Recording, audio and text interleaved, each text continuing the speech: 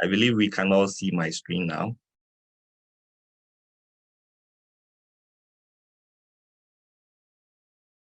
Okay, as they say, silence means consent. So I'll yes, go we on. can see your screen. Thank you very much for the confirmation, Stella. Yes, so why are we here today to discuss about digital security? For me, it is quite simple because we work in the civil society sector, and over the past decade, we have increasingly relied on the use of technologies to provide essential services in the work that we do. So once we are using technology, there are also some potential risks that we need to be aware of because it promises us a lot of goodies. It promises us a lot of, innovative and easy ways for us to carry on with our work. But there are also some risks that are involved that we need to first of all be aware of, and then find ways to prevent them from occurring, and also to mitigate the challenges that they pose to our work activities. So we are going to go through a number of steps, and this is just a brief outline of what we are going to look at today. We are going to look at some common terminologies so that you know when you are being exposed to any threat that this is the exact thing that you are dealing with. And then we are also going to see how we can identify threats as and when they occur. And then we will look at some ways that we can prevent digital security attacks from happening. And then we'll move on to see how we can maintain digital safety and security in our organizations.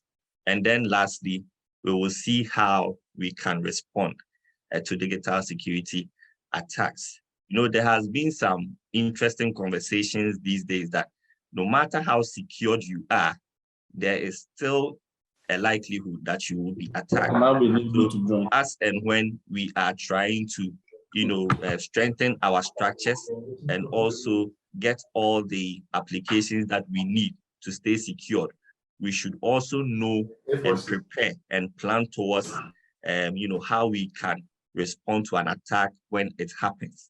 So we are going to look at that as well.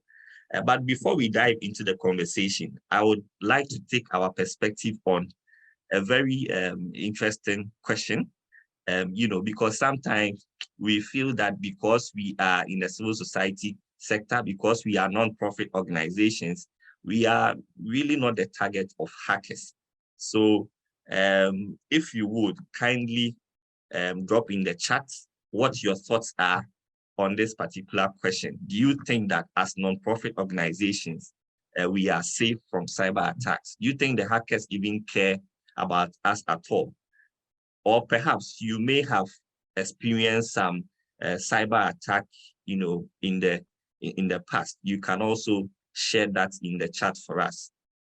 Just a few thoughts that you have, you can just drop them, so that we can really situate ourselves to see whether it is worthwhile knowing about the subject of digital security at all. Should we concern ourselves with the subject? Should we concern ourselves? So you can just drop that in the chat.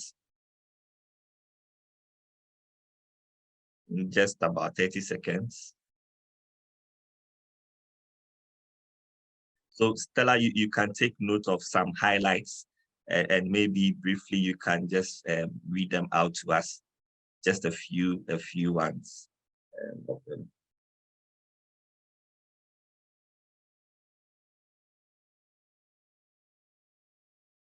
Okay, coming. So from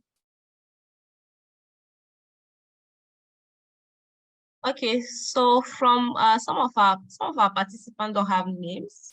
So please, you can rename yourself by clicking on the 3 dots in front of your name. So you can just put your first name and maybe the name of your organization so that we can call your name when you have put something in the chat box. So from Abdul, so from Harrison, he's saying we are not safe. From B Learning, I think no one is safe from cyber attack.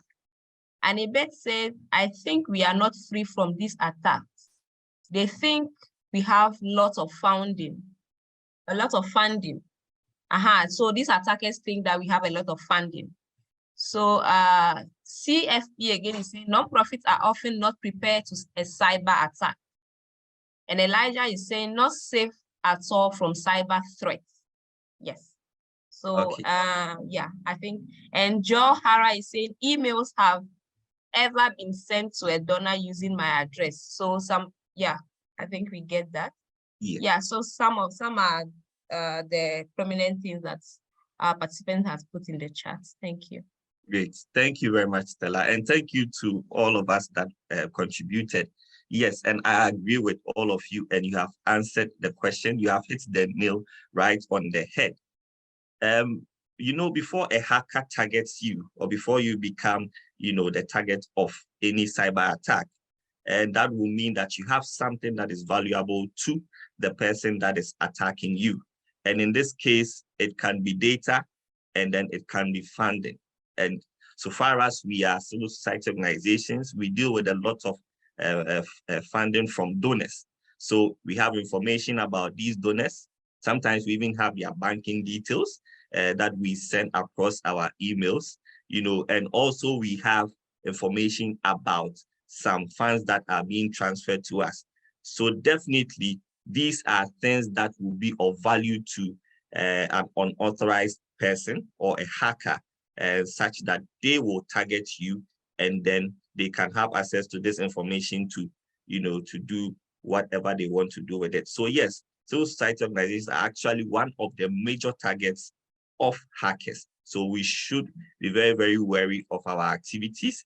When we are using technology, we should ensure that we are safe. We should ensure that we keep ourselves very secure, not just for us, but for all our partners that we work with. And this in turn will ensure confidence, because we are dealing with confidential data. And the moment there is a possibility of a breach, or the moment your partners see that your systems are not strong enough, it raises eyebrows, and they may think twice about, partnering with you in the future. So it's very, very important that we take note of that and we secure ourselves. Okay, so now let's move on to some terminologies, and I'll just try and be quick with this one so that we can move on. So these are things that you are likely to come across in the world of digital security. So first of all, when we talk about cyber security, what do we mean? It's basically the protection of computer systems and networks.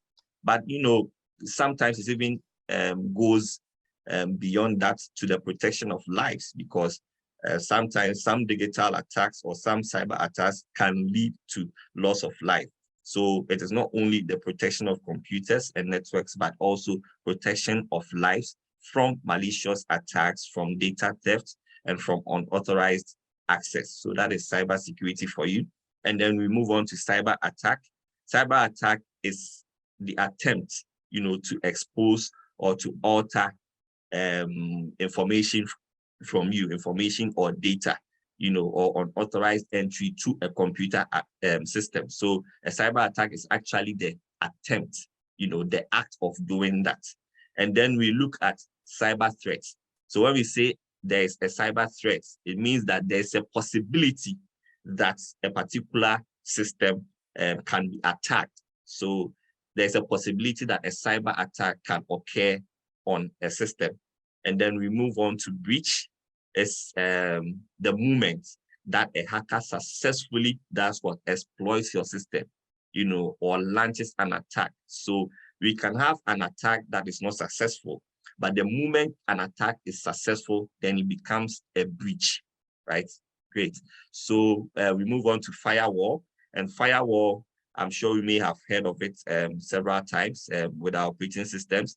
It's another application, that defends us, that protects us from any malicious attacks. So whenever an attacker launches, their cyber attacks on you and you have a firewall, then you are protected because you literally have that protection around your computer system. So that is a firewall for us. And then lastly, we talk about virus. So virus is also another form of application or another form of software, and it falls under the category of malware, which is malicious software. So any software that is intended to harm you or to cause harm to your computer system is called malware, and an example of that is a virus. So these are some common terminologies that we are likely to come by in the world of digital security. So let's move on now to how we can identify some digital security threats. And before we go into that, we would like to look at two main digital security threats that we are exposed to, so that we are aware and will be on the lookout for them. And the first one we are going to look at is called passive monitoring. And passive monitoring is something that we may have, been exposed to, or we may be aware of. It's quite common. And some examples are telephone taps. So you know that sometimes someone can sit somewhere and launch an application onto your phone or onto your computer system, and they can be able to listen to every conversation that you are having via your devices. So that is telephone taps for you. And we have keystroke monitoring. Keystroke monitoring is also an attack that is launched onto your system. And then whatever message, whatever information or data you are typing on your keyboard, it is able to pick it up and transfer it to the attacker so that they pick information from what you are typing. So it can be banking details, it can be confidential information, it can even be your password. So once they're able to pick that, from your keystroke, then they can use that to launch an attack against you. The next one is surveillance. Surveillance can span from video surveillance, for instance, whereby you have your computer, you have your web camera on. You will think that you are not in any application, but an attacker can activate your web camera, and then they can be, doing some surveillance on you. An attacker can equally hack a CCTV camera that is intended to actually, catch the bad guys and use that to monitor movements of people, for their own malicious gains. And then we have eavesdropping, where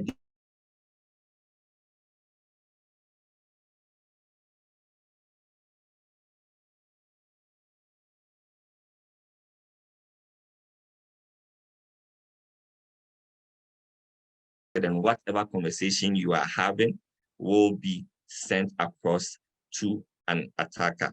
And then we also have traffic analysis, whereby someone can, for instance, park close to your organization, connect to your network, and be monitoring the traffic that your network is giving in and out, just so they can take some of that traffic for their own personal gains, or they can see a penetration point where they can launch an attack against you.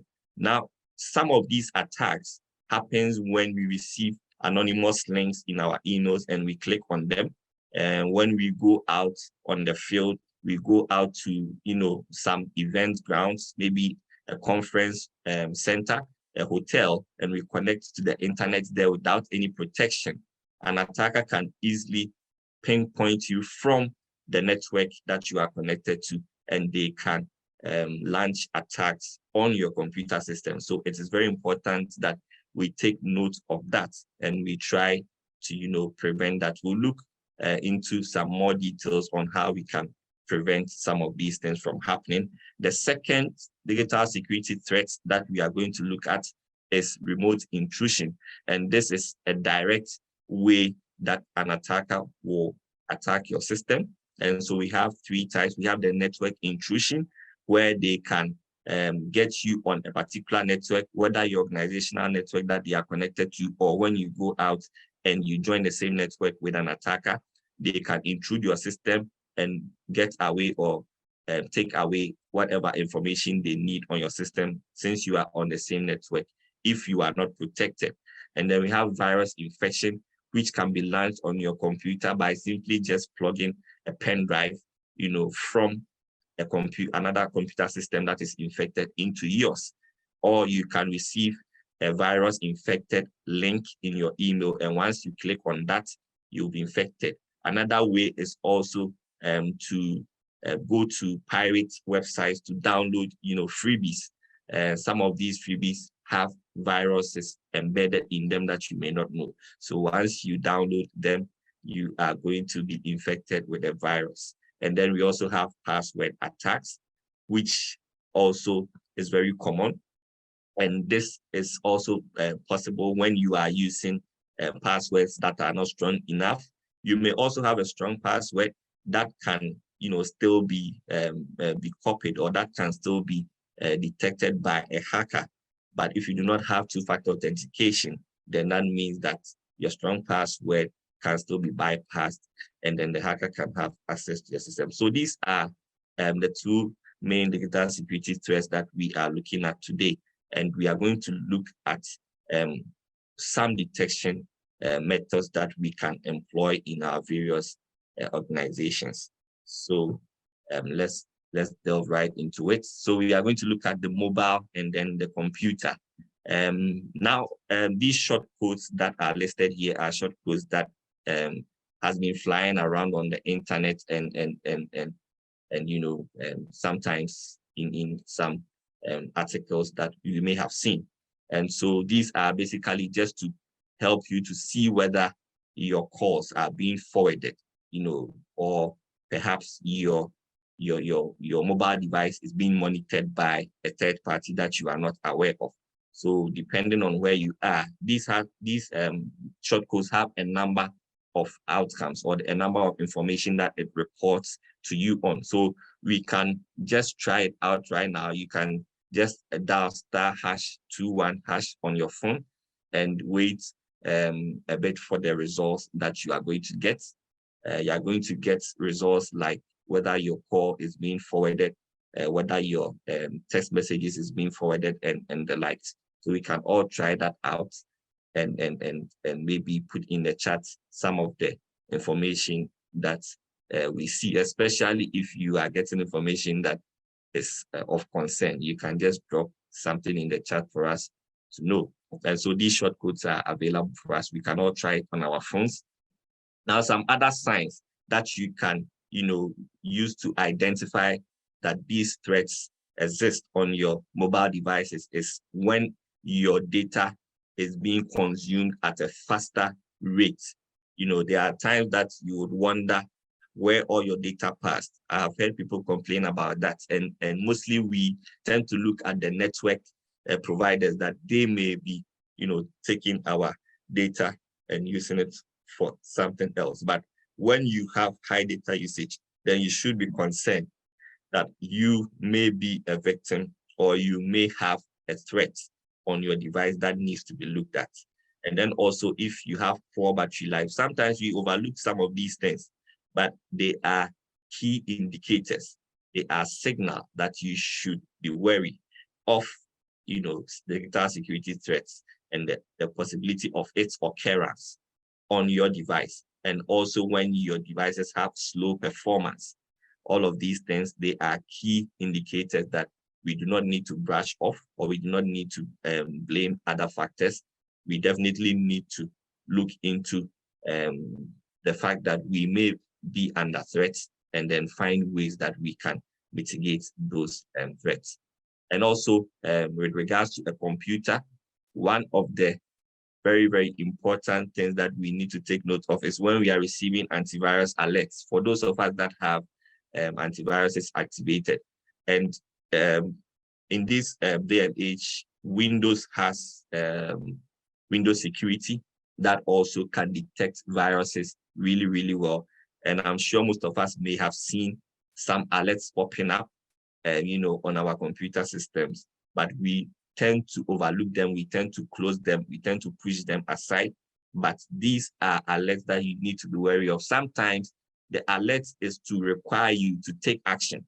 So for instance, Windows can detect that there may be a virus attack on your computer and wants to alert you so that you would decide, or you would tell Windows that quarantine these, or I recognize them, so allow them to operate. But if you just close the alert or notification, that means that the virus is still going to be operating in your system because you have not told Windows what to do with it. So it has warned you that I've seen, something that is that has the potential of harming your computer, but you have not told me what to do with it. So it's very important that we take note of every notification and alert that comes on our computers. We have to read them, we have to understand them, and we have to act on them. In the event where it gets too technical, we can reach out to our technical team for them to also assist. And then some attack or some threats like the keystroke monitoring, for instance, you would realize that you have some delay in your typing. So you will be typing, but you realize that there is delay in it. That should give you an indication that there's a possibility that you are being monitored. And then when your computer also goes through a process of random freezing, especially when it is something that is new. You have used your computer for a while, you have not experienced that, but all of a sudden you tend to, have random freezing. It is a matter of concern that you should consider, checking for possible security threats. So these are, just a few ways that we can identify some of these threats, and once you identify, because the first step into tackling any issue is to first of all be aware that there is the issue, so that when you're able to identify these threats, then you can move on to find ways that you can prevent them from happening, or prevent an attack, from happening. So we are going to move right into that, how we can prevent digital security attacks in our various organizations. Now, some of the things that we are going to mention here are very, very basic stuff that we tend to overlook. But trust me, if you do this, then you can confidently and reliably know that you are safe to some extent. Like I said, there is no one that can be completely safe from an attack, but you need to make it harder. You need to make it extremely hard for a hacker to attack your system. So that is that. So the first thing that we are going to look at on how to prevent digital security attack is for us to secure our hardware. I know tons of people that have their password to their computers as just the spacebar. So because, we are always in a hurry, just get to the computer and hit on the spacebar and enter, and they are in. So imagine if your computer falls in the hand of an attacker, it will be so easy for them to penetrate into your system. So it's very important, first of all, to keep our hardware safe. We don't need to leave our computers and phones and other devices exposed or unattended to, so that when a hacker gets access to these, they can get all the information that we need. So it's very, very important. If you are going to leave them in your car, make sure you leave them in your boot, but as much as possible, take them with you wherever you go, so that you do not, have your device in the wrong hands, and then you can prevent the attack from happening. The next one we are going to look at is encryption and then backing up of our data. Now, this is very important because your data can fall in the wrong hands. But if your data is meaningful, if your data is in its raw state, then definitely the hacker can use it. But there's a process called encryption, where the hacker can have access to the data, but they cannot make meaning of it, or they cannot interpret the data, because encryption will change the state of the data and actually place a lock on it. And this lock will be the only key, or the only access point, or the only access tool to decrypt the data into its raw state for any other person to use.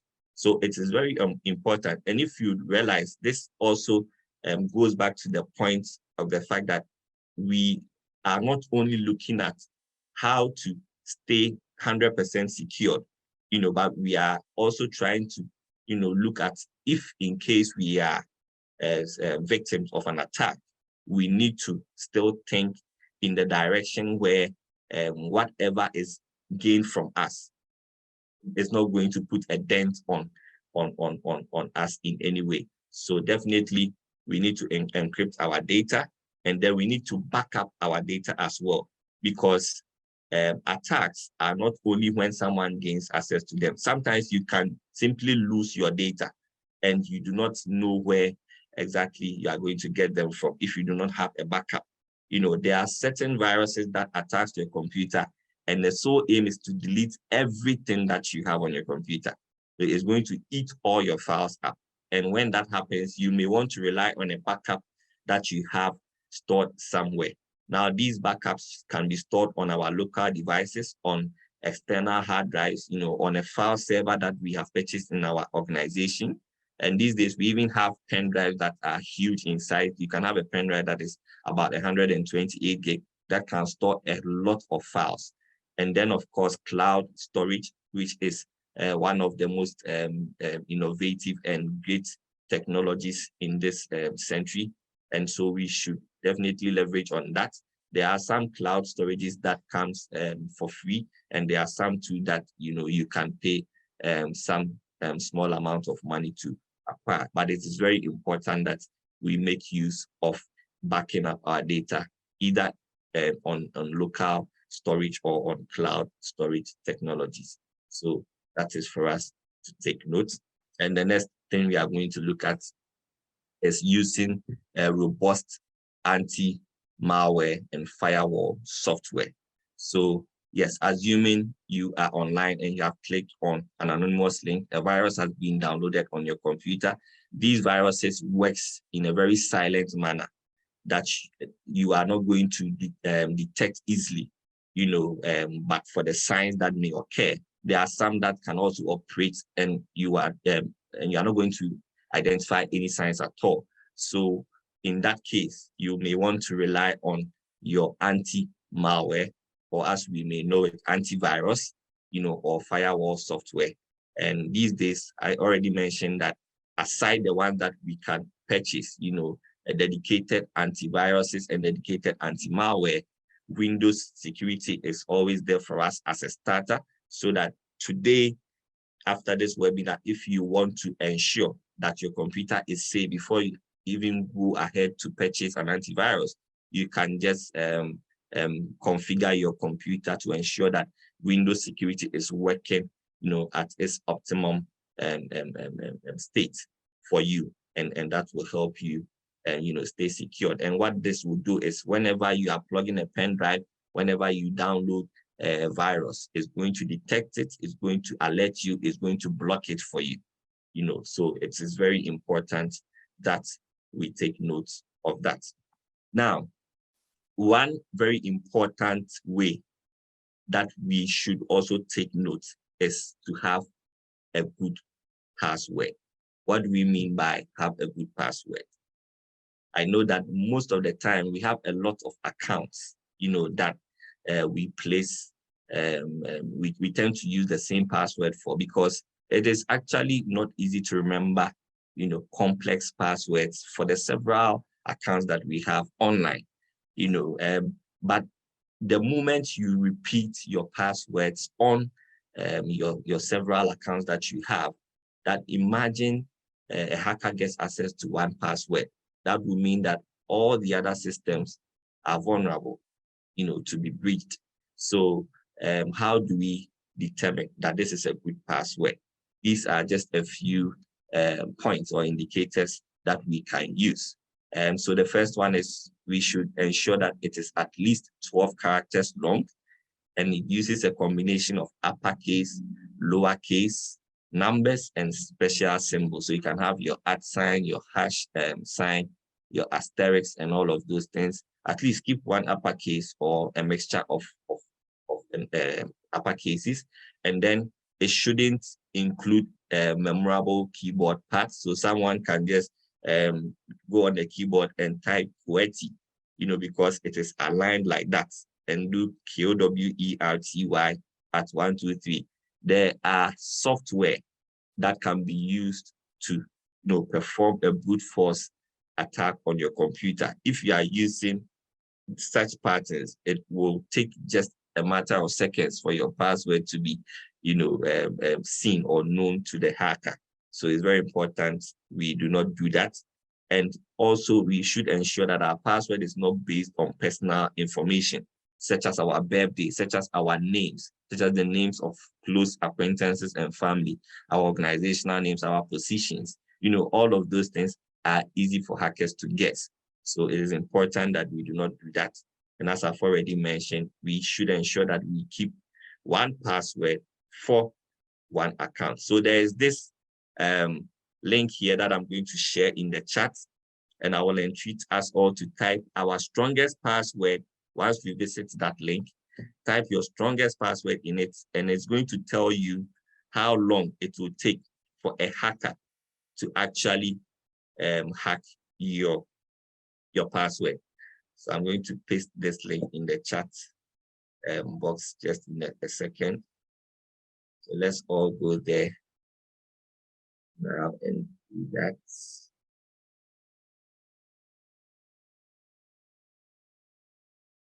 Okay, so it's in the chat. Let's try and do that. Once we do that, you can just take a screenshot, or you can just type the time it's going to take.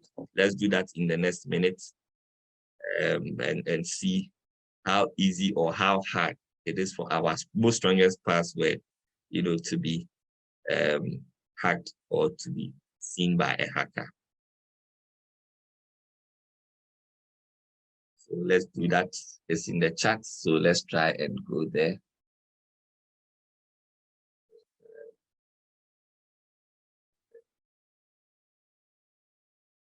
So once you have the time it will take, you can just share it with us in the chat.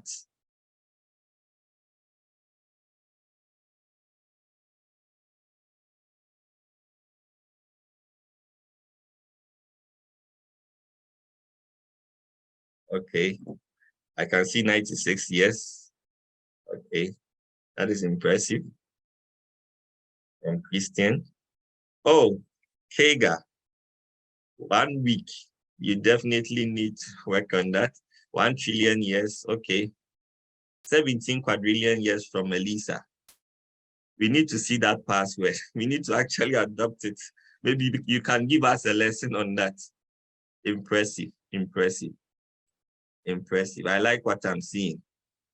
I like what I'm seeing. So the key here is to ensure that, okay, so for those of us that are having 1 month, 4 years, we need to actually work on that. Diane has 19 septillion years. And I see 1 octillion years as well. These are the passwords that we should be using. And trust me, if we have these passwords, it is almost impossible, for a hacker to hack you, because they wouldn't want to spend the lifetime of the entire world to hack you. It's impossible for them to do that, So thank you for your contributions. Yes. Okay, thank you very much. So please, the key thing here is for us to, push to have a strong password that is impossible for a hacker to hack, and make sure that that password is not repeated across our platforms.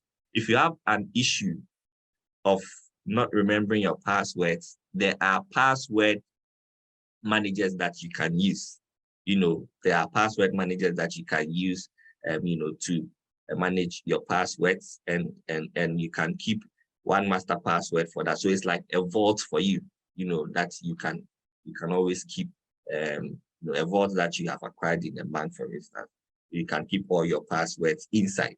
So some examples of that are LastPass. You can just, go on Google and type LastPass. It is very good. I personally use that, so we can try that as well. And it will help us to even generate stronger passwords and to help us remember the passwords, across all our accounts and platforms.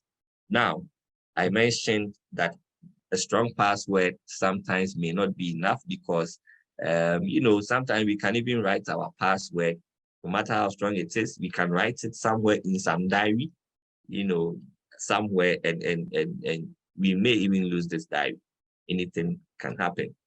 But just imagine that you have a strong password and you've lost the password, or someone has seen the password and they go on to your account to log in. It doesn't matter whether your password was strong or not now, right? So there is another way that you can ensure that there is added security aside the password strength. And that is what we call two-factor authentication. I'm sure that we may have come across this. Some of us are already using it.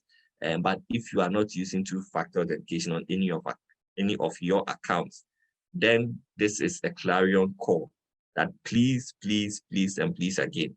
As a matter of fact, most systems or most applications and most platforms are making it mandatory. Even WhatsApp these days makes it, they are sort of putting more emphasis on two-factor authentication. And at a point, if you have a Facebook account or a Facebook page and you've not done two-factor authentication, your page will be placed on temporal hold, and a lot of people have experienced this. So please, let's ensure that we do two-factor authentication. What does it do? Whenever you type your password, your strong password, a verification is sent to your mobile device or to an email that, as a second layer of verification, so that in case someone has your password and tries to log in, you would have to authorize that particular entry before they can log in. So it is important that we have that on our accounts and other systems.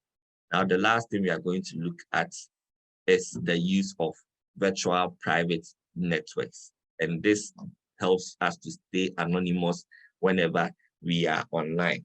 Now, remember I mentioned that sometimes we may go on the field and we will need internet to work. And at that point, we may be required to connect to the internet facility that is available. And this exposes us to attacks. But in this case, you are only exposed if you can be identified on the network, right? You are only accessible if the hacker can see you that this particular computer is on the network. But there is a way that you can connect to the network and stay hidden or stay undetected. And that is by using what we call a VPN, or a virtual private network. So once you have installed your VPN on your computer, you can actually change your location and it will help you to stay anonymous. So the hacker can do a sweep of every computer or every device on the network, but they will not see you because you are being shielded by a VPN. So it is also very, very important, and it will help save you from a digital security attack. So these are a few ways that we can prevent the occurrence of digital security attacks. And we are going to look at how we can maintain digital safety and security as our next, topic. All right. So the first thing here is to identify potential threats.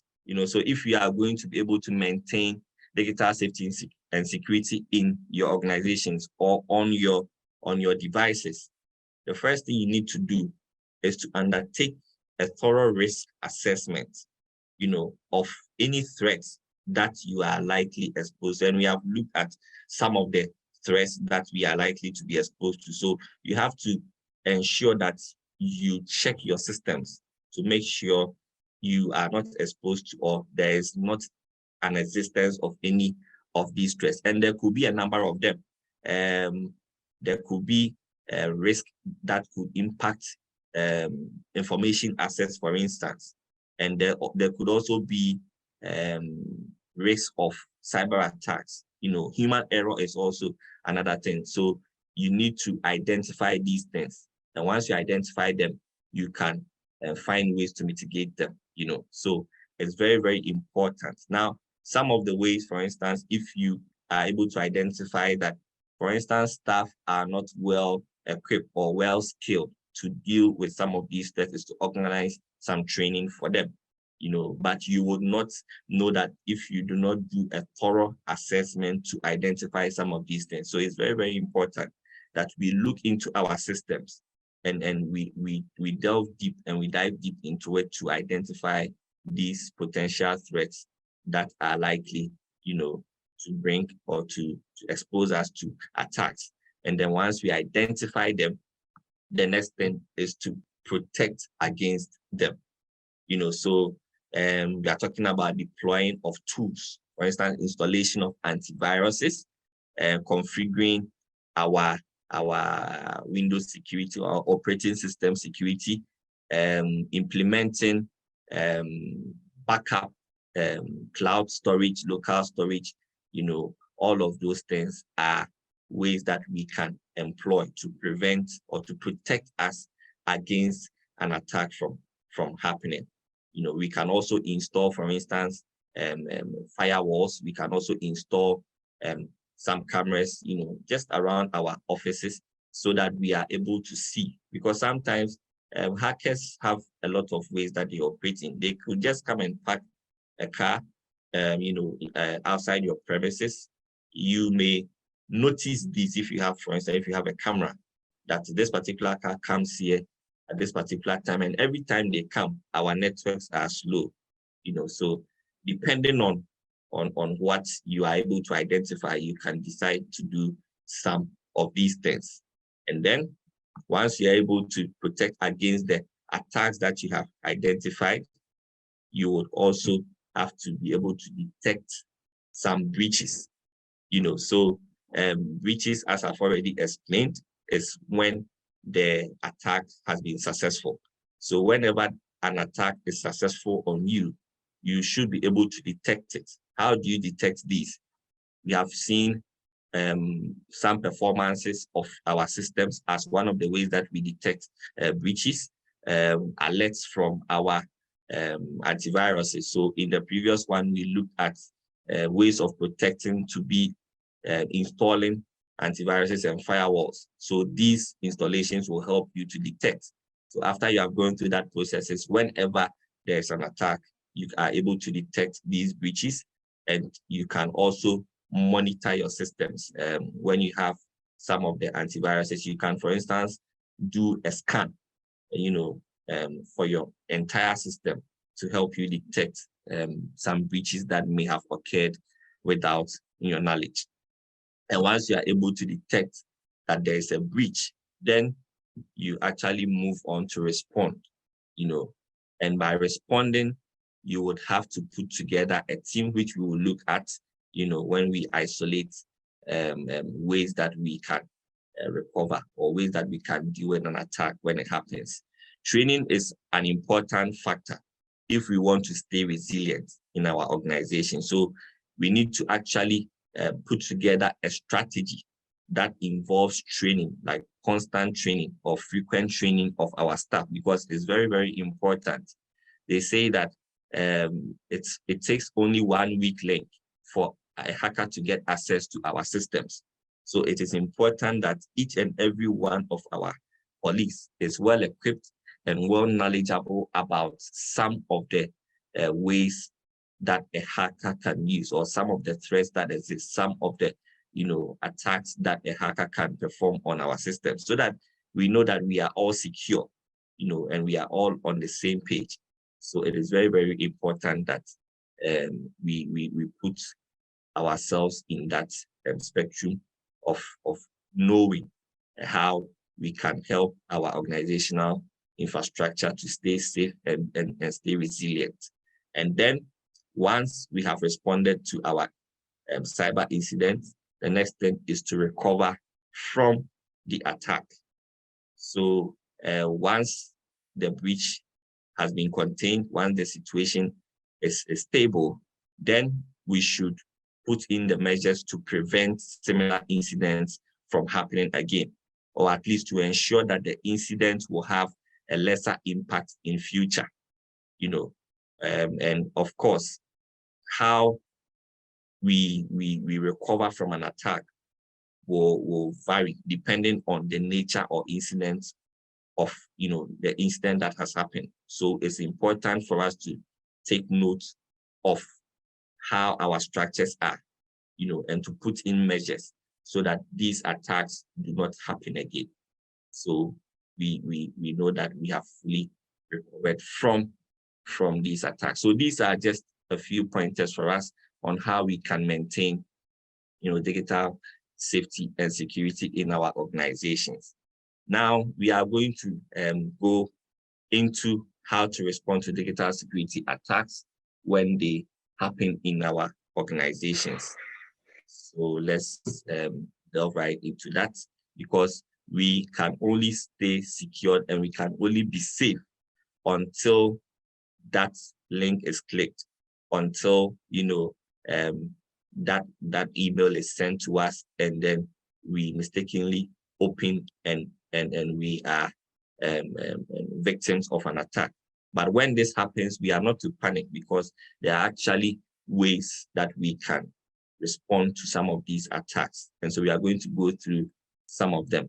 The first one is for us to, first of all, put together an incident response team. And this team can be made up of a technical team, employee reps, and then legal and regulatory members as well. And these can be both external and internal. And for instance, in the event where you do not have technical people in-house, then definitely you need to rely on external and technical people. And it's very important, because this attack happened because you may have been vulnerable. There were some loopholes in your system. So you need to be critical about dealing with them, right? So in putting together the team, you need to ensure that you have brought in a lot of people that can help access, can help perform better assessment on the type of attack that has happened, and to better understand how it occurred. And that is why we need to also involve employee representatives who may be directly involved in these attacks as well. So it is important that we first of all put together an incident response team. And once we have the team, we move on to secure our systems so that business can go on as usual, because the attack should not cripple us. The attack should not make us put a stop to our work and our operations. That is why we need to plan ahead. That is why we looked at how to maintain digital safety. So we actually need to put measures in place. So if you are a victim of an attack and you have backup of all your data, definitely business can go on.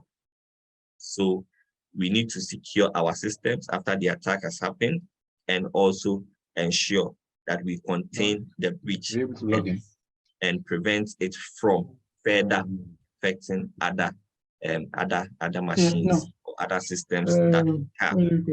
So this could mean that we even have to isolate, or suspend a particular part of our network, or maybe the whole network in its entirety, but we need to ensure that the breach is contained, and then we can go on with our work.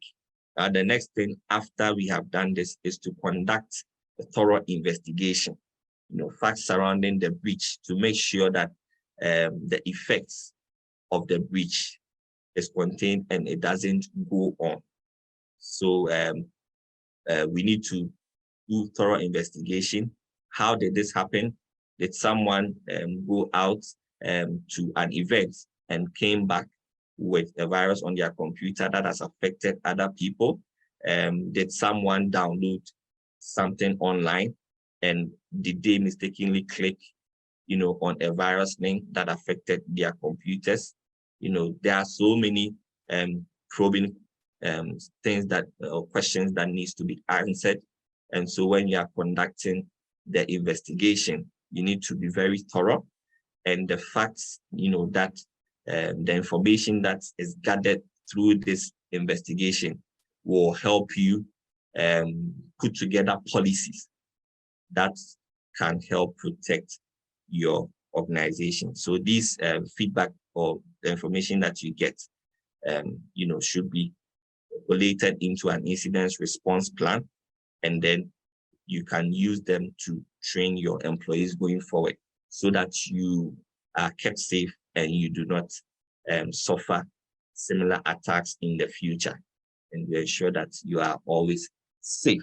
Yes, so these are ways that we can respond to attacks. There are other ways that you can, definitely adapt, but these are very simple and basic steps that you can always use whenever you suffer an attack. So this is it. We are going to look at some useful tool and a platform that you can always go to for some resources, and then we can delve into some questions and answers and discussions, and share some experiences that we've had in our organizations as well. So this platform that I'm talking about is called HiveMind. HiveMind is a learning space for digital activists. It's a place that has a lot of content on digital security, and that is localized for civil society organizations in West Africa. So we have content in English and we have content in French as well.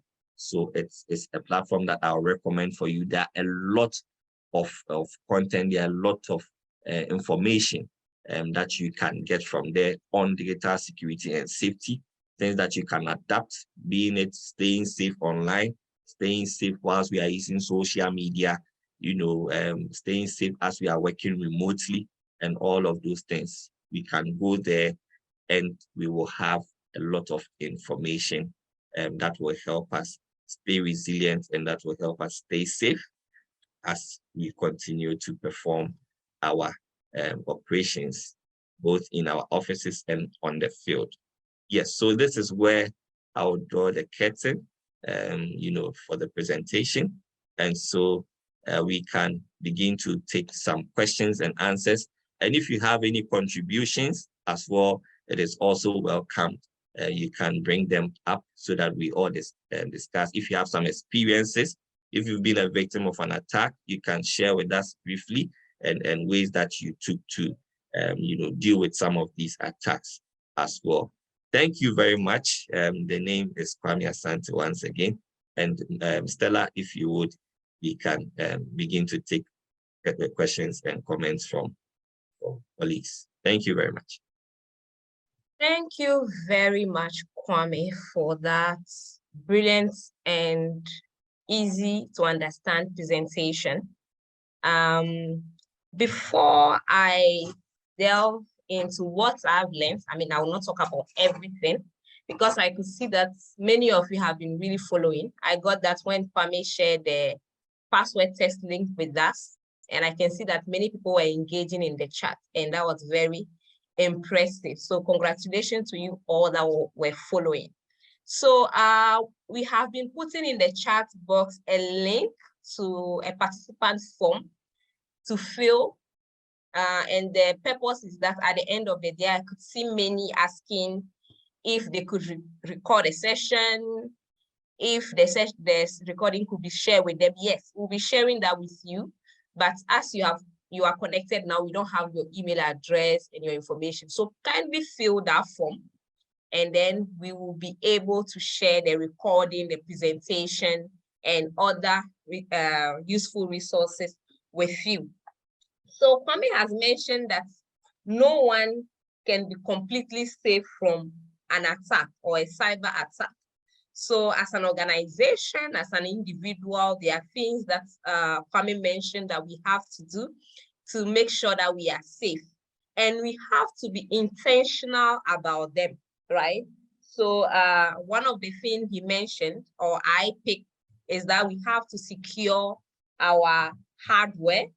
We have to use robust or strong password. And I'm sure by now, thanks to the link that Kwame shared, we have done the test. Some of us know that today, our password can be hacked. We have a day for, if hackers decide to hack us, they can use only a day to hack our password. And some also say, some have like 3 billion years. So those passwords are strong. And Kwame has also told us the things that we can use right? The characters we can use, the combinations we can use to make our password strong. And one of the things that I also picked is that we should not be writing our password in our notebook. Anybody can have access to it. So we should use password managers.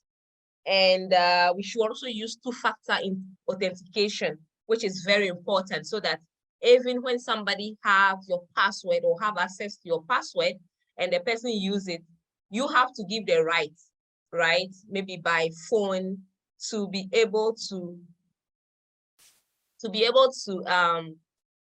access that particular platform that the person is trying to access. Then how to maintain digital safety. He said we have to identify potential threats. And even if you already hacked, there are things that he mentioned that we could do. So I will not take much of our time. We have some questions in the chat box. I can see that we have some hands raised, but to follow some protocol, there are people who have already asked questions when the conversation was going on. So Kwame from Odu, it's at the beginning when we were talking about internet or hotel using internet outside. So he's asking, does it mean that using hotel internet is not safe? And would you like me to take the question one by one, Kwame, or I should take at least read two out and then you respond to them? Yes, you can read two out, I'll respond to them. Okay, so from Odu, he's asking, as I've already mentioned, does it mean that we should not be using hotel internet? Then from David, he's asking, how can you back up your data in the cloud? I think he asked that question when we were talking about encrypt and backup data. So he's asking how we can back up our data in the cloud. So you can take those two questions and then I'll come with others. Thank you. Okay, thank you very much, Stella. Yes, so to Oju, the question about hotel internet, yes, it is a network that, you know, everybody else in the hotel at that point can connect to. And whenever you are connected to a network with a lot of people, they have applications and some software that they can use to see the devices connected and actually penetrate these devices. You know, so it is important that you shield yourself, as I mentioned, with a VPN before you connect, you know, to a public wireless or a public network like the hotel internet or, for instance, airport internet. You know, because if you are not shielded, then that will mean that you are exposed and you are vulnerable. You know, and there's a case like that that I dealt with in the past, that someone went to a program in a hotel and was connected to the hotel network. So what happened was that a hacker got access to their files and then just took one email that was communicating transfer of funds. And so the hacker inserted himself in the email and then changed the address. So there are so many things that they can do. So at the end of the day, the hacker sent banking details, you know, to the donor.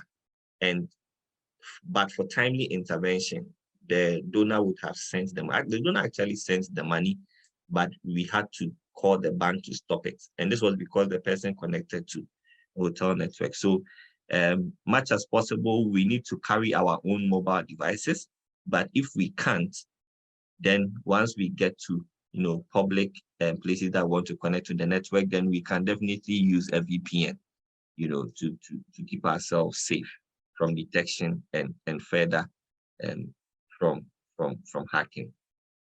Okay, now on the question of how do we back up data onto the cloud, to do that, you first of all need an account. And so there are two there are two cloud storage providers that I'll speak about. The first one is Microsoft 365 that has an application called OneDrive. So on OneDrive, you can upload all your files, but you need an account. And the next one is Google Google for nonprofits, and since we are all nonprofits, let me just use Google for nonprofits. So Google for nonprofits also has a cloud storage that is called Google Drive.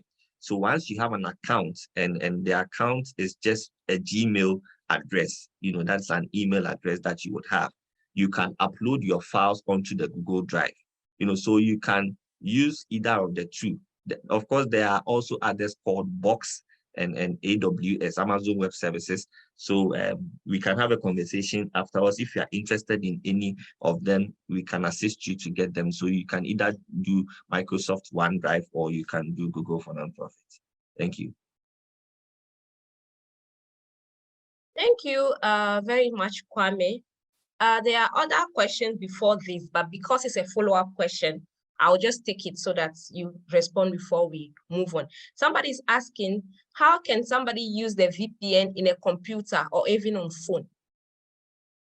Okay, so with VPN, it's an application that you can download. There are paid versions and there are also free versions. And for instance, if you have Windows security, you can have access to a VPN that is embedded in Windows security. And so, yes, we can have a conversation. We will assist you in getting VPN that you prefer. But you can also just go on Google and just type VPN. But I would recommend that you use a VPN from either Microsoft or some other providers that we can recommend for you later on. Thank you. Thank you, Kwame. Another follow-up question. There are two. From the responses that you were giving, people are bringing out some other questions. And somebody said, can you recommend a VPN? We are talking about VPN, you are talking in general, but they are asking if you can recommend a particular one that you want them to use. And somebody is also asking, OneDrive and Google Drive cloud storage has limits. How do we access platform with larger storage capacity? And I think the last one for the follow-up is using organizational email and Gmail, which one is more secured and safe? So Kwame, I hope you got those three questions. Yes, just the last one. Can you take the last one? Using organization email and Gmail, which one is more secured and safe? That's the third one. Okay, thank you very much. Yes, for those questions. Yes, the VPN that I can recommend, as I have mentioned, Microsoft has very fantastic VPN. So if you are on Windows, you can definitely use that. But if you would want to get a VPN outside of Microsoft, then there's a VPN called Proton VPN that you can explore. So I will paste a link to that in the chat so that you can, just go there and see whether it is something that you would want to use. But I would recommend that you use Microsoft if you are on Windows. And on the question about limitations for OneDrive and Google Drive, yes, the free account comes with limitations. But as I mentioned, if you are a nonprofit, for instance, Google for Nonprofits will give you access to a Google Drive account that do not have the limitation a regular account will have. The regular free account comes with 15 gig limit. But if you are on Google for Nonprofit, it can give you more than that.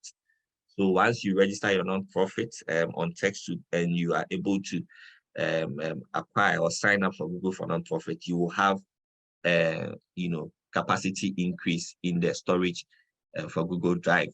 And on Microsoft Microsoft 365, for nonprofits as well, you have 1 terabyte of storage for each user in your organization.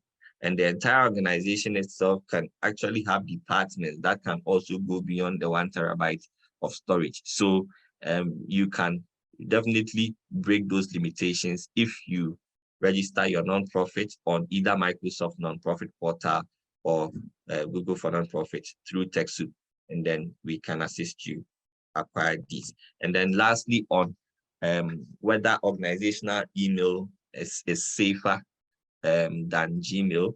In terms of safety and security, they both provide quite similar security status. And this is because you can have, for instance, you can have your email client as Microsoft so that your email addresses will look like your name at outlook.com. And the same way you can still have your email on Gmail so that your email will look like info@gmail or your organization at gmail.com. Now, the same way you can purchase a domain and link your domain to your Microsoft account. And you can also purchase a domain like your organizational domain and link it to your Google Workspace. In this case, it is still Google and it's still Microsoft that is providing you with email service. And they are hosting emails for Gmail and emails for your organizational email on the same server with the same security protocols. So really the question I should say is not between your organizational email and Gmail, but whether you can have your organizational email on webmail as opposed to hosting it on Microsoft 365, for instance, or on Google Workspace, for instance. I would definitely recommend that once you have your organizational domain, for instance, if you have purchased your organizational domain as waxy.org, for instance, and you want to host your email, instead of going for webmail, you can go for Google Workspace or you can go for Microsoft 365 so that you can still have your organizational emails through Outlook. And that comes with added security because you have all the security and the safety that you would need from these two email giants, and still have your organizational email. So I hope that helps. Thank you. Thank you very much, Kwame. So from George Akbabli, I think this question came when you were talking about antiviruses that comes with Microsoft laptops. So he's asking, I use a MacBook and it has no installed antivirus. Then another person from, the person doesn't have a name, but he's from AFIDFF. He's asking the name of the password keeper. So if you can repeat the name of the password keeper, he'll be grateful. And another question from Kega, he or she is asking, our website is consistently hacked. How can we protect it? And the last question, before we start taking those whose hands are raised, is it true that VPN can be hacked? So Kwame, I hope you got all 4 questions, or would you like me to take them again? Yes, I got the one on the password keeper and then the one that whose website is constantly hacked. If you can take the other two. Yes, so George is saying that he uses MacBook and it has no installed antivirus. Okay, I get that one. Okay, yes. And the last one is it true that VPN can be hacked? Okay, thank you very much, Stella. Yes, so on the issue of MacBooks and antivirus, yes, I have often been asked whether MacBooks can actually be hacked. And I always tell the people that majority of people in the world are on Windows. There are a lot of surveys and statistics to prove that. And hackers always want to invest their time in systems that, it's like you cast your net in the sea and expect to catch a lot of fish. And it just happens that a lot of the fish in that sea are Windows, systems. So they spend a lot of time trying to penetrate Windows system. So it's just that there are not a lot of Mac hackers around, but there are, and Mac is actually hackable. But Mac itself has security configurations that you can use. But definitely, if you want to add an extra layer of security, then I can recommend an antivirus for you. And the antivirus is Bitdefender. It is very good and it is very secured. And it actually has Mac versions. And the good news is that if you are non-profit, you can get it for very, very low on TechSoup. So you can get that. My colleagues will paste the link for Bitdefender for Mac in the chat for you so that you can access it. On the password manager, that is LastPass, I'm pasting a link in the chat box right now, so it will be easy for everyone. It's www.lastpass.com. I just pasted it in the chat. And then on the issue about websites being hacked, yes, I have dealt with this issue before. And the thing is, once your website is compromised, once an attacker successfully hacks your website, there are certain files in your source code that you may not be able to identify. You can do a number of things. You can download all your source code, scan them to clear all the virus, but the next day, you are still going to have the virus. So the recommendation is, first of all, to change your host, but that is not enough.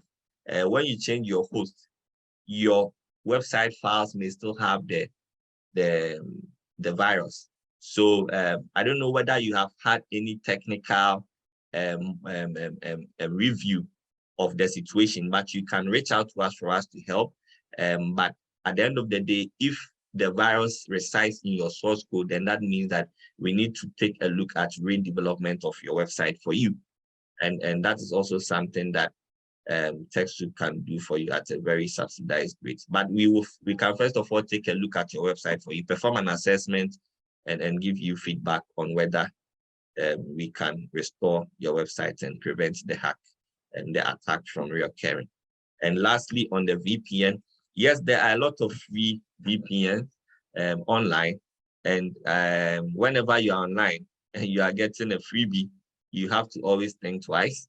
You have to, evaluate the situation well, because some of them are intended to just spy on you as well. So it is very important that you take a closer look at the VPN, the type of VPN you are getting. So on the recommendations I made, Microsoft and then Proton VPN, you can take note of those ones. Thank you. Thank you very much, Kwame. Before I start taking the hands that are up, there's this question that is coming often on the participant form. So we have participants asking which title they should put while filling the form. Please put the name of the title of the webinar as the name of the program. Digital Security Best Practices for Civil Society Organizations. So that's the name of this webinar. So you should put that as the name of the program. And I just posted the link to the form once again.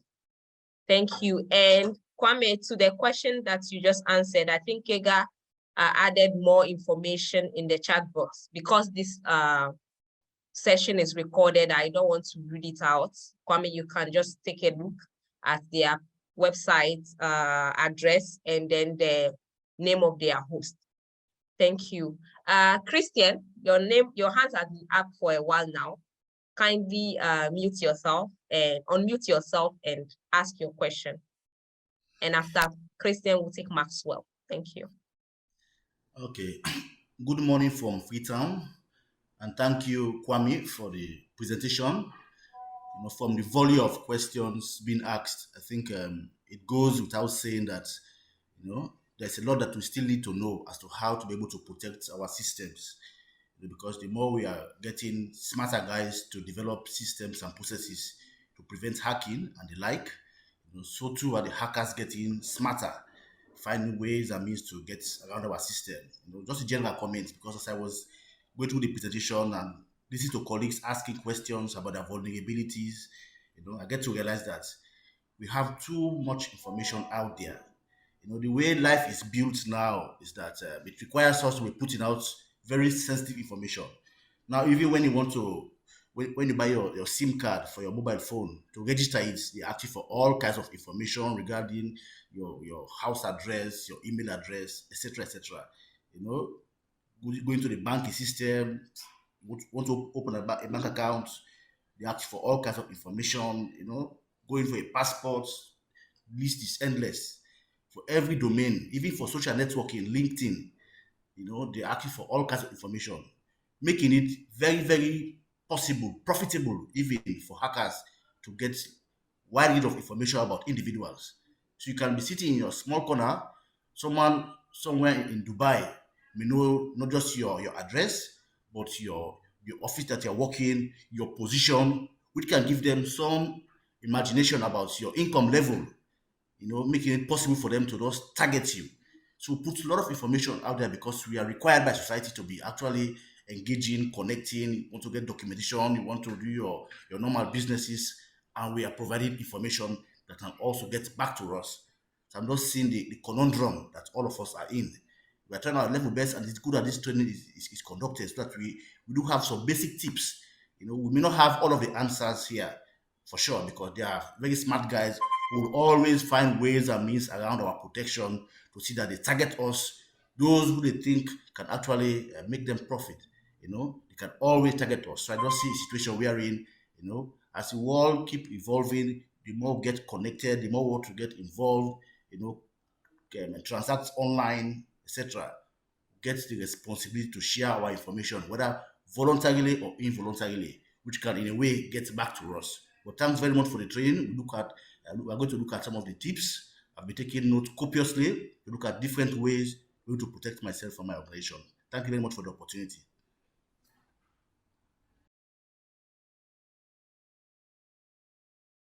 Thank you very much, Christian.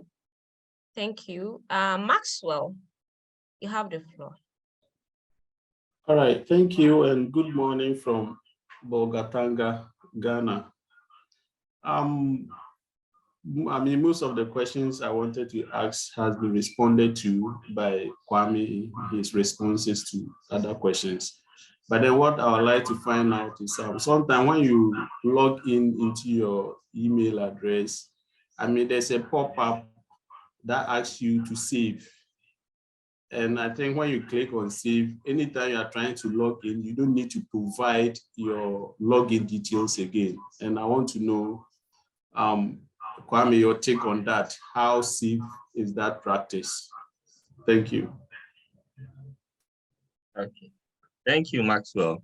Yes, someone asked me a similar question in a training. So I just asked the person, that when she is stepping out of the room, what does she lock her computer, or because she's in the room with her colleagues and other, civil society actors, she feels safe?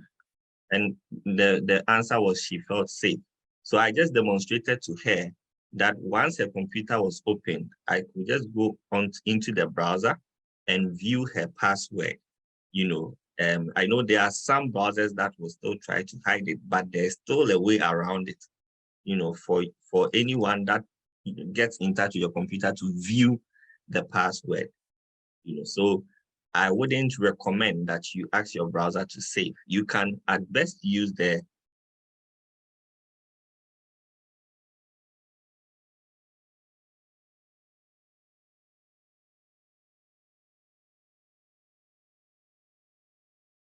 or as an add-on to your browser. So when you want to save your password, or whenever you are logging into another account. Sorry, your line went off for a bit. I couldn't get you. Okay. Yes, I was saying that instead of using the browser, you can install LastPass as an extension in your browser or as an add-on in your browser, so that whenever you log into any account, the pop-up will come. But this time around, it wouldn't be from your browser directly, but it will be from the password manager. And then you can save it. Yes, through the password manager. That is more secure than saving it with your browser. Thank you very much, Kwame. Kwame, could you please stop sharing your screen? Okay, sure.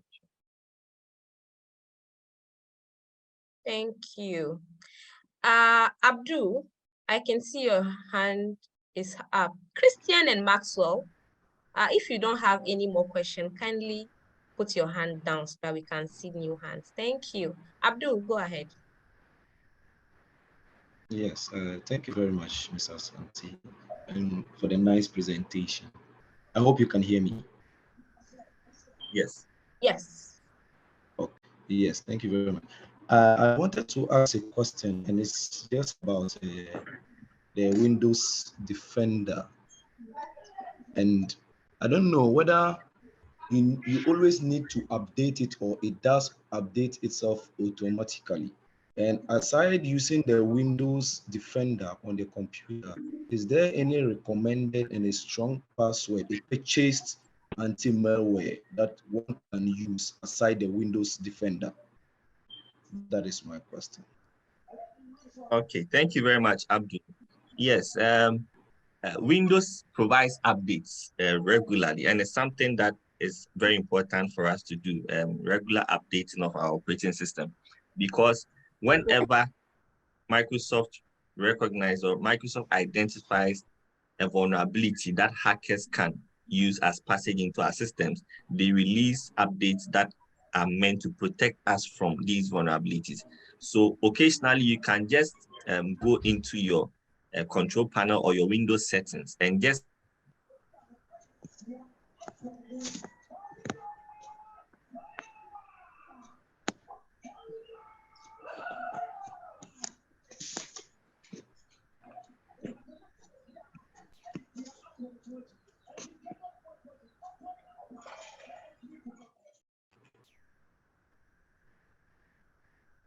Hello.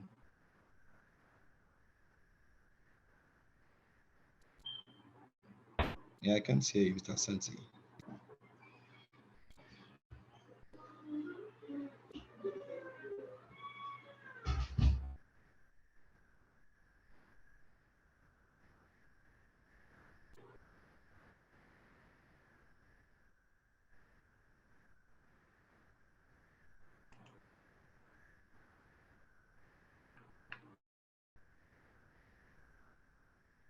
Okay, Hello? I think yes, Yeah. yes, Stella. Sorry, yes, yes. We So I thought you have been hacked though. not at all. Not at all. Yes, so I was saying that it is very okay to have Windows Defender and still use your antivirus. So I can recommend one for you, Bitdefender, as I have mentioned. I have used it for a while. My organization and I think other organizations, some of whom may be here, have also used it. It is very good, very, very affordable for nonprofit organizations as well. So you can use Bitdefender. Bitdefender is very strong to the extent that it can even help you detect, through your browser, whenever you are about to click on or you're about to enter a website that is infected, or that is not safe. So it is one of the antiviruses or anti-malware that is really strong, and that can easily integrate with Windows Defender as well. So I would recommend that.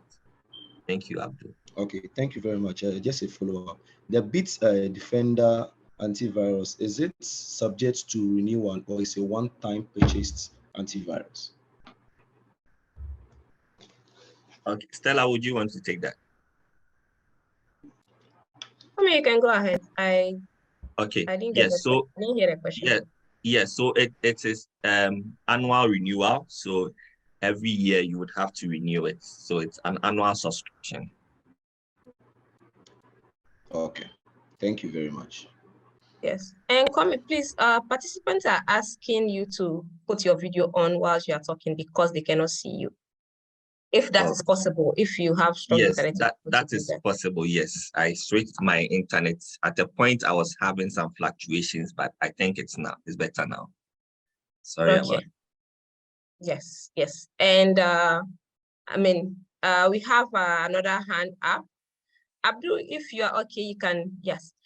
From EA, there's no full name, it's EA. Please, you have the floor. Thank you very much for the presentation. I noticed that anytime I'm using the Bitdefender, it sort of has a way of hiding certain softwares, and these are very genuine softwares that have, like my PDF or Acrobat Reader, it has a way of hiding it. And then also it makes my laptop slow. I wanted to find if Kwame can share any insights as to why it can't make my laptop slow as well. Okay. Okay. But it's very good. I can testify that it's very good. Anytime I go to a website that it will just block me from going there and send me a notice I could see on my screen. So I think it's very good. I can recommend it.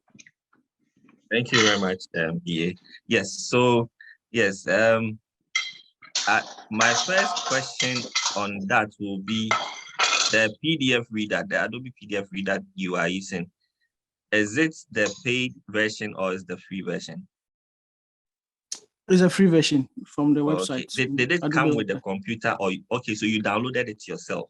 I downloaded it myself and installed. Okay. And then secondly, with regards to the computer speed, there are a number of things that we can do. I can assist you to go through to ensure that your computer works to its optimum best. So maybe we can have a call after this. Maybe later on we can reach out and then I'll see how I can support you.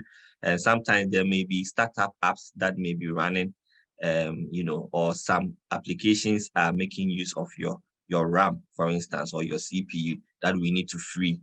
And we can also do some defragmentation of your system for you.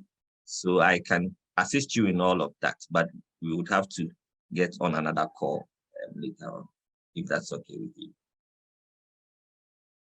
Thank you very much. That's fine. Emily, please, you have the floor. Okay. Thank you, Stella, and thank you to Wasi, and also thanks to Kwame for this wonderful information. Even though I came in late, but I really wanted to get some understanding on most updates that are coming on the computer. How do we really minimize it? And also notice also that coming. How do we really minimize it? Notification and my internet. I'm sorry, it's off and on. Yes.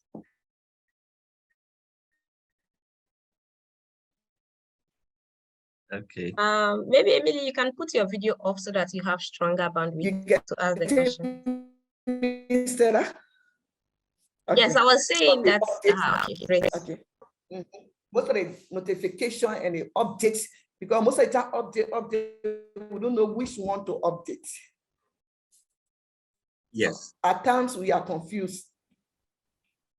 And at times you update, will tell you different thing, you go to different level of the program. So I really want to know how to minimize most of the updates and notification. Thank you. Okay. Thank you very much, Emily. Yes, you realize when you were asking the question, I was all smiley. Okay. Yes, I was full of smiles because I tend to get that a lot. And actually, whenever I get this, the person reporting recommends to me that I shut down the notifications so that they do not see them again. But our computer systems is just like the human body. So we need to feed it and we need to actually also sometimes give it some vitamins. So these updates, you can look at it as vitamins. We don't want our computer systems to be deficient of them. And these updates are meant to help us, prevent attacks. They are actually meant to help us seal any vulnerabilities or loopholes that may evolve with time, because that's technology for you. The systems are not static. They are always evolving and newer things are being introduced into the system. So please, whenever these notifications comes, for the ones that are clear updates, please, let's go through with them and update. And all the other ones that we are not sure, let's try to read them. If you cannot understand them, you can just screenshot. I will share a link later on and then send it to us. We will help you to deduce the meaning of that. But all the notifications are meant to be tackled and actions are meant to be taken on them. So please, let's be wary of that. Thank you very much, Emily. Thank you. Thank you so much. Thank you. Thank you. Maxwell just raised his hand, but before then, we have some question in the chat box. So let me be faithful to those who have asked that their question first. So from Veronica Joseph, on the last pass, there are options, personal and business. For CSOs, which one is the business? That is the question. And from Kega, she's asking, accept cookies. How safe are we in accepting them? Okay. Kwame, did you get the Yes. question? Yes. Okay, so on the last pass, I am using the free version, and it's totally okay. It allows me to use it in one browser, and I'm totally okay with that. So if you are okay with that as well, you can select the free version, and you can use it in one browser. You install it as an extension if you're using Chrome, or as an add-on if you're using Firefox, and that will totally be okay. The paid version will allow you to use the same account on your phone and on different browsers. But if you're okay with using it on one browser, then you can definitely use the free version. And then, the question on cookies. So you know that whenever you visit a website, the website loads information from a server. And these servers are found in strategic places across the world. So the speed with which our web pages will load. For example, if you visit a website and you're trying to get information, depending on the network speed or the location of the server, that is going to affect the time it's going to take to give you that information. So as technology evolved, they realized that there are some information that can be kept at your browser level, can be stored on your browser, on your computer, so that it doesn't need to load every time you try to access them from a server. So these cookies are ways that the browser wants to ask you your permission to keep certain information about you, so that whenever they need to load you certain pages, they don't need to communicate with a server that is miles away from you. So there may be privacy concerns that you don't want to. And the thing is, cookies have always been collected, but we are now being informed as part of regulatory and legal procedures or mandates.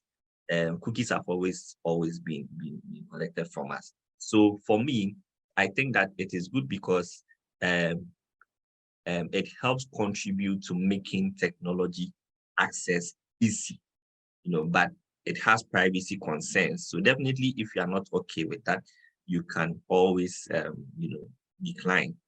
And that means that you are going to spend more bandwidth in loading your web pages and information.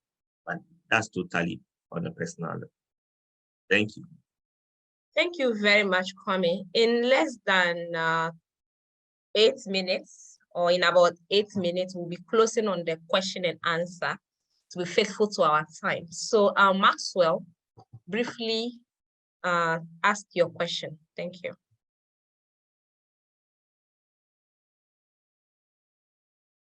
Maxwell, are you there?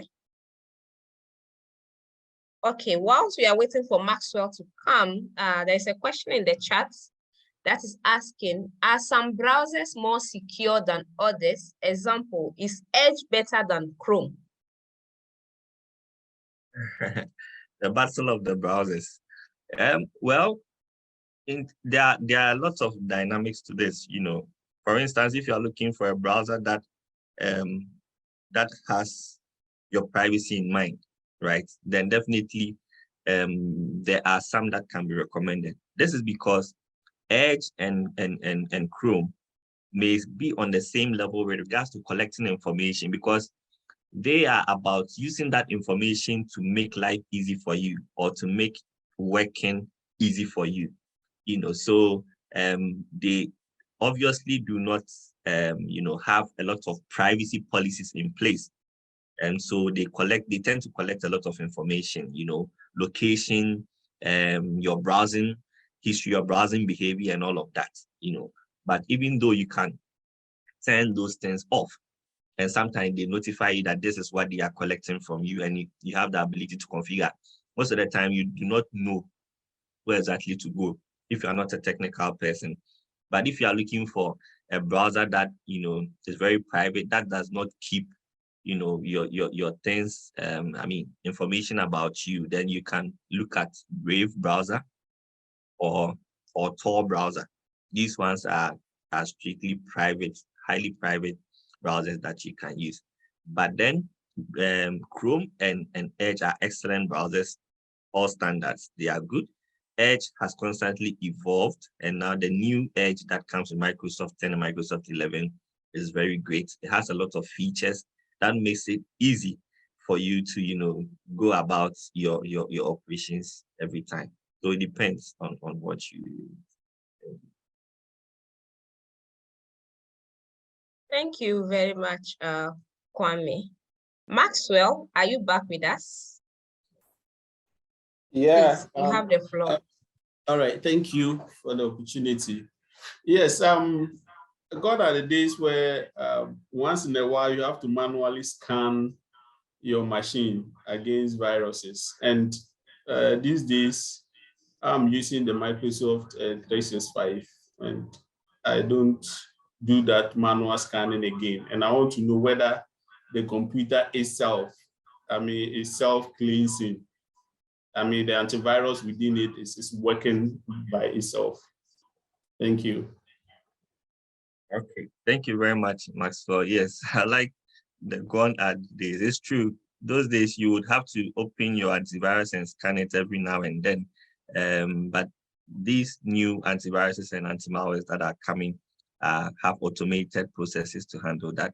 And so whether you scan or not, whenever there is a detection of malicious software, it prompts you and alerts you and requires you to take action on them. So you do not really have to scan. You can also actually set automatic scans of your systems. Like I said, there are some viruses that work in silence. You may not even detect them. There are some too that, you know, try to attack the notification status of your antivirus.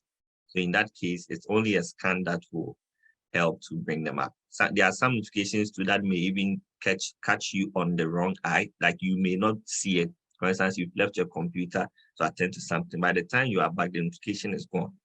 So it's always also good that you schedule automatic scanning, maybe weekly or monthly, depending on how you would want.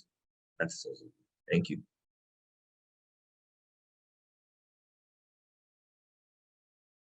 Thank you very much, Kwame. I think I'm taking Maxwell.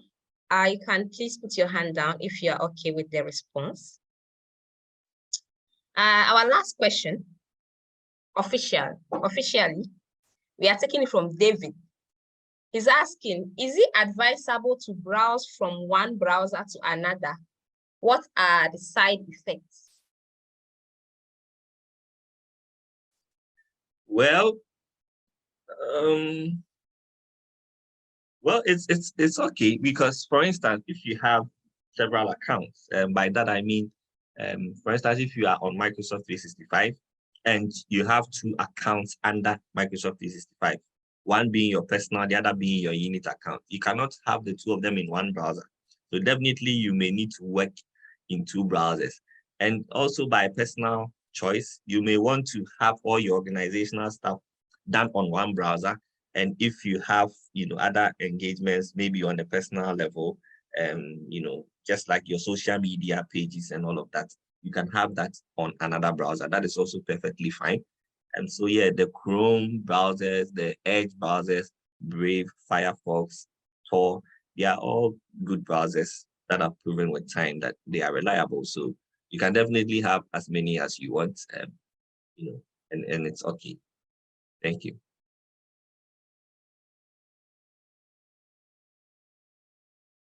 Okay, thank you very, very much, Kwame.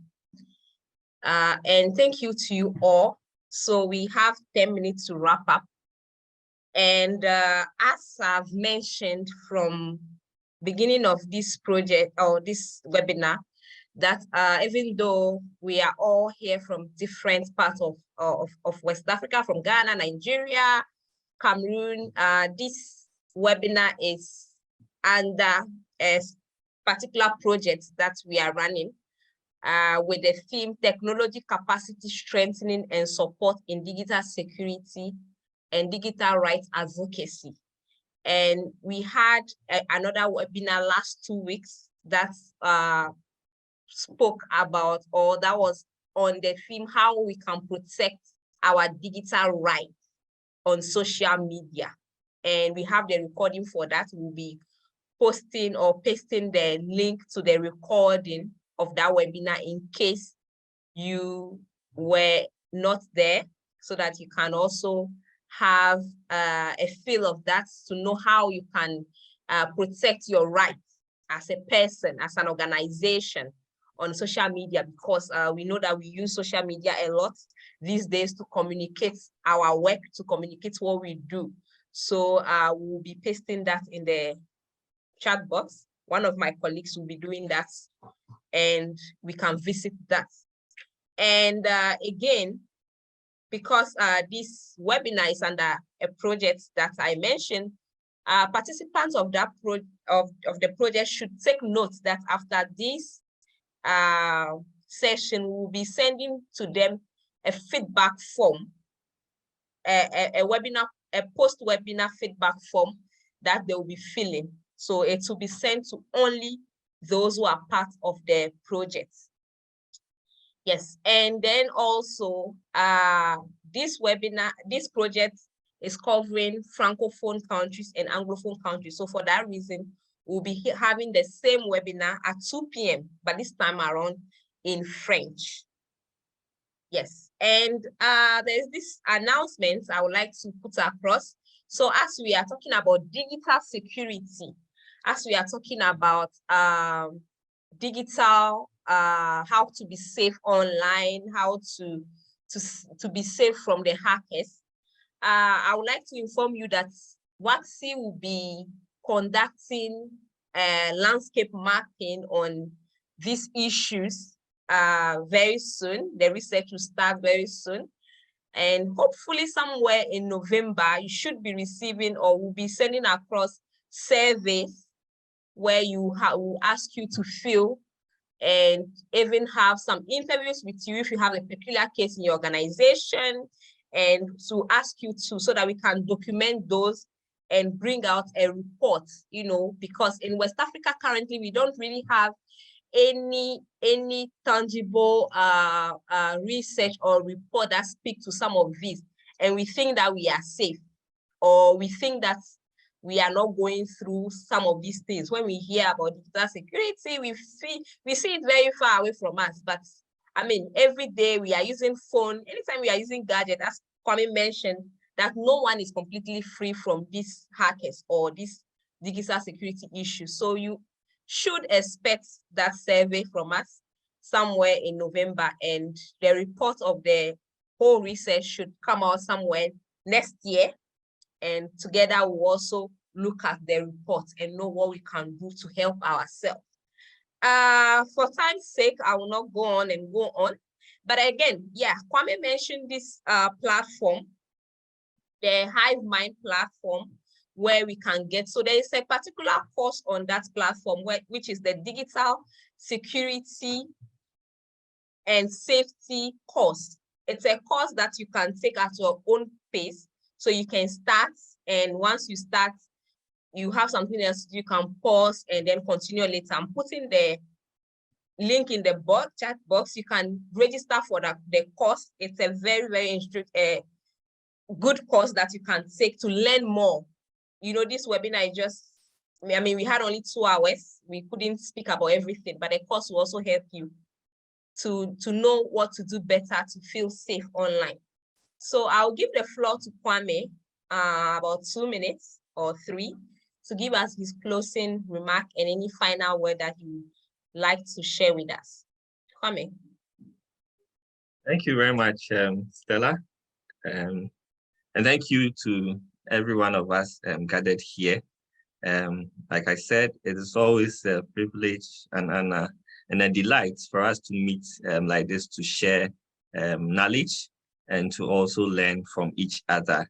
You know, digital security is not a one-time process. It is an ongoing effort. So we need to keep at it. Whatever we have learned here and whatever we will come across when we visit the HiveMind platform, and whenever we pick up any information on digital security, anything that we need to implement, the key is for us to take action on them and to ensure that we are always wary of the possibility of attacks on us. And by that, we also need to put together a response plan, and so that in the event that there's an attack, mind you, an attack can happen, but may not be successful depending on how ready on or how our structures are set up. So the effort is on all of us. We need to be each other's keeper in this regard, and let's keep on sharing our experiences, and let's keep on sharing our stories.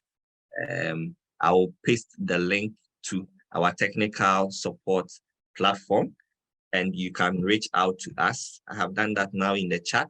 If you have any questions, if you have any need for support, you can always reach out to us by visiting this platform and then fill the form there, and we will gladly reach out to you to discuss what may be your concern.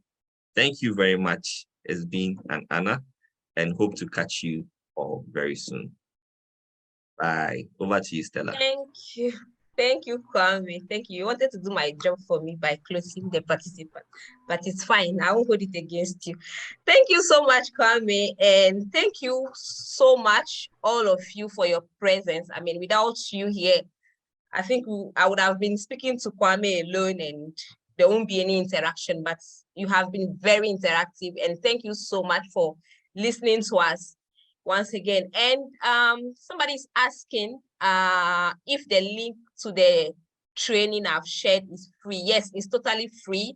You just click on the link and then you register on the HiveMind platform and you have access to that course. It's not the only course there. Once you get to the platform, you will see other courses there, but I spoke specifically about the digital security and safety because that is what we have treated here today. And Whitney has also, my colleague Whitney has also put in the chat box the recording to the How to Protect Your Digital Rights on Social Media webinar we had last 2 weeks. Thank you all very much. And by now, I'm sure you are aware that WACSI, the West Africa Civil Society Institute, ran a technology donation program in West Africa called TechSoup West Africa, and we do that in partnership with TechSoup Global. And so we'll be putting that also in the chat box. I mean, we'll be sharing with you the recording of the session via email. That is why we share with you the participant form to fill. So once you fill that form, we'll be sharing the recording with you, the PowerPoint presentation, any other resources, and some of these platforms that we have also spoken about, the TechSoup West Africa platform, the HiveMind platform, and any other thing that we think necessary. Thank you all very much.